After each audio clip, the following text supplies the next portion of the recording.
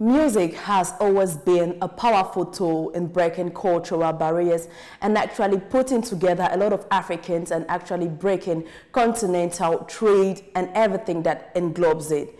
On board today, we have the CEO of Afrimma, Africa Magazine Award, Mr. Nderson Obiagwu. Good morning, Mr., and welcome to Africa 24. Thank you for honoring our invitation. Good morning. Thanks for having me. A pleasure. So tell us, what more can we know about Afrimma? Afrimma is an award show that was created, just a platform for us to celebrate our talented African artists. And, across the world, they have the Grammys, they have the BET Awards, the MTV Awards, but none celebrates just African music. So that was why we created Afrimma. It's like from us by us. So what's the bridge between Afrimma and the AU? Because we actually hear, it's something that was set up by the AU. So how? It was set up by the AU. It was set up by, this is how Afrimma started. Afrimma started from America. Bringing, the parent company is Big A Entertainment, which is my entertainment company. So I bring artists to America, do tours around United States and Canada with this artist. So we did that, started 15 years ago. So back in the days, then, when our artists are nominated at the BET Awards and the rest of them, they don't give them their award at the main stage. They usually give them their awards at the pre-event or a day before. So I was on tour with Wizkid that year. So we were like, that was the year he boycotted the BET Awards. He didn't go, because they were not getting the respect they deserve. So I brought my team together and we decided to create a platform where we can actually celebrate our own artists and hand them the awards on the main stage. That was how Afrimma started. Beautiful initiative, Mr. Anderson, but I would like to understand, those institutions like the UN and the African Union actually support this initiative, who has over the years strived at promoting African artists? They're beginning to, but then it was just, they didn't really, you know how it is. Then music wasn't something that was really supported even by our parents. Mm-hmm. When you say you want to do music, your parents will say, no, you have to go to school.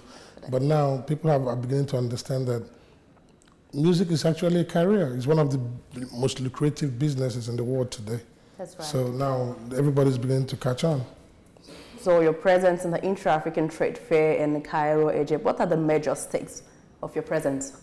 Just being out here, knowing that that's the purpose of also Afrimma. Afrimma doesn't cater to a particular region. It's all inclusive, all of Africa, and that's one thing I see happening here at this trade fair. Like you see, Egyptian products, you see Nigerian products, you see South African products. It's all inclusive. It brings Africa together, and then we can now do business with each other. Like, I went to a booth here, Egyptian booth, one of those at the exhibition here. Yes. So I just came to realize that they have the best fabric here.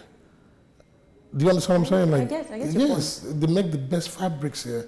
And actually, I ordered 3 suits today from an Egyptian designer, and they look better than what I've been wearing in America and what I've been buying in America. So we can actually spend our hard-earned money in Africa, and when you spend your money in Africa, it trickles down to the different parts of Africa. It trickles down. It's like you're bringing your money home. So I think platforms like this should be really promoted, not just in Africa.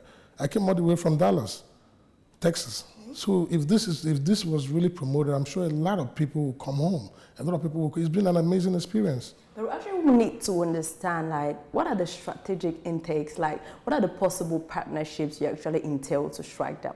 Yeah, Canex, which is a part of this brand. Okay. So Canex, we started a conversation. So right now I'm working on music workshops across Africa, and I'm also hopefully next year I'm going to come to Senegal. I'm doing music workshops where I go to these countries, these African countries, and I bring all the upcoming artists together, teach them the business side of music.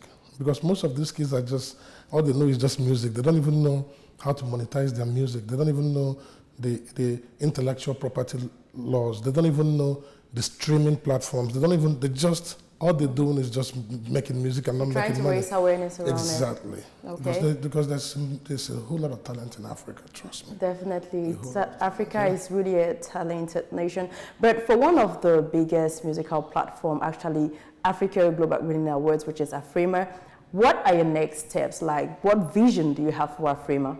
Yeah, the vision is still the same, but we're trying to expand it. Of course, you need to innovate. Yeah, it's crossing boundaries with music and uniting Africa through music and getting to sell ourselves through our music. You know, like, there's no better way to introduce yourself or your culture to a new demographic than through music, maybe food and fashion. So I chose music. I chose music to unite people. So I just had the award show September 17th, and you have people flying in from Russia, people coming from all over the world just because of the music. Of course. So who doesn't know about the Afrimma Awards? So we're trying to amplify it. We just have to keep amplifying it. That's why I'm here. Hopefully, possibly by next year, there's going to be a partnership between Afrexim Bank and Afrimma. So I've made a lot of connections here. Okay, but talking of a connection, talking of partnerships, do you have ongoing projects that can actually instigate more people to actually strike more deals with Afrimma in order to promote African musicians? Yeah, right now we're building a school in Africa, in Nigeria. So we're trying to at least embark on a project, build a school, somewhere in Africa every 2 years. So we're building one right now in Nigeria. There's so many other little projects that we also embark on. Okay, Mr. Anderson, the music industry is projected to reach $28 million come 2023 by the end of this year anyways, showing a great economic potential for the continent. How can companies like yours, how can platforms like yours help in doubling these figures? Yeah, and I think that figure is wrong because you said $28 million? Yes. Burna Boy probably made like $200 million this year. Oh, really? Meaning it's probably in a limited scope then? Oh yeah, it's not even possible. Like that's one. But regardless, if one artist can actually make up to the amount, then I mean, how can we actually double the figures for it to actually go round? Because that's just for Nigeria. Yes, that's why I'm doing these workshops. That's why I'm going to these areas like Senegal, Angola, where their music, they have great talents. I brought some artists from Senegal to America. I've worked with Vivian Sundu. I've given Yusuf Undu an award before, So I'm going to these areas where these people have talent and that's all they have. Okay. All they need is someone to help them polish their talent and show them how to convert that talent to money. But tell us about the Afrimma Awards. We always see the big names out there, Burna Boy, Davido, Wizkid. But how do you spur more younger talents, more upcoming artists? We have categories, upcoming categories for different artists. So we nominate even upcoming artists. It's not just the big names. We have categories that, best newcomer and the rest of them. We have categories that actually lays more emphasis on the upcoming artist. Okay, so in terms of leveraging financing, do you actually help these artists produce their music as well, or you just wait at the other end of the tunnel and wait for them to blow up? No. I have a record label too. So I sign artists and nurture them and give them a platform till they get from, I was the one that signed Flavor. Wow. Yeah, it was my 2009. Okay. So we've been doing this for a long time. So it's not like we just didn't show up. You're not a starter. Exactly. So we've been doing this. We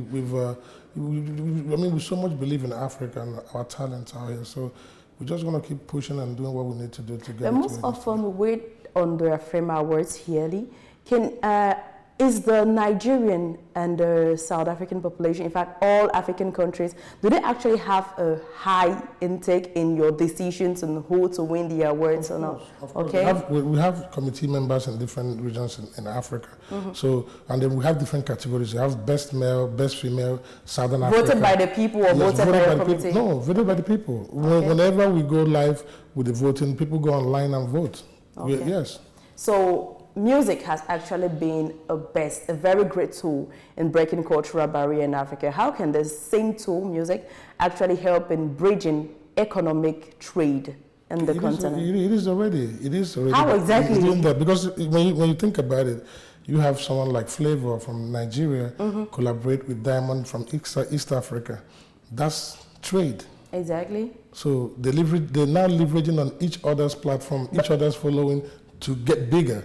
So you actually, yes, it's already happening. We estimate it's actually in a very, very minimal level. What do you say about artists maybe in North Africa, East Africa?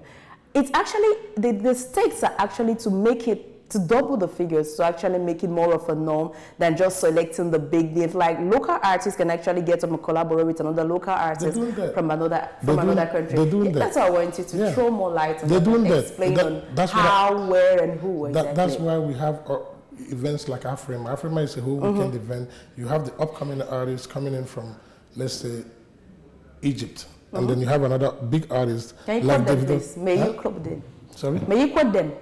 No. Okay, I can tell you Stanley Eno from Cameroon. From Cameroon, yes. His first collaboration was with Davido. Okay. And they first met at the Afrimma Awards. Okay. Then he was an upcoming artist. During their starting point or when in their days of glory? Starting point. Okay. I'm talking about this was 2014. Okay. That was how they got to do that collaboration. That was how we also got to do the collaboration with Fally Ipupa. Okay. So we're doing that already. But you also have to understand you have to be in that space. If you're an artist based, say, in Egypt, and the other artist is based in Nigeria, you guys might never cross paths. Definitely. And you also have to, you're in social media, like my social media, sometimes I open it, I get like 1,000 messages. People are, so at some point you have to understand that people just get confused. Okay. So a lot of messages get lost in the DM. You see what I'm saying? So the artists, you have to actually find a way to bring the artists together for these collaborations to happen. And that's what Afrimma does. Because they are here, they are in Dallas or wherever the event is happening the same weekend. Everybody's in the same space. So that's when they're able to exchange ideas and then now talk about work and collaboration. Thank you very much, Mr. Anderson, for honoring our invitation. Thanks for having me. It's a pleasure. Ladies and gentlemen, we have come to the end of this exchange. Stay tuned on Africa 24 for more programs.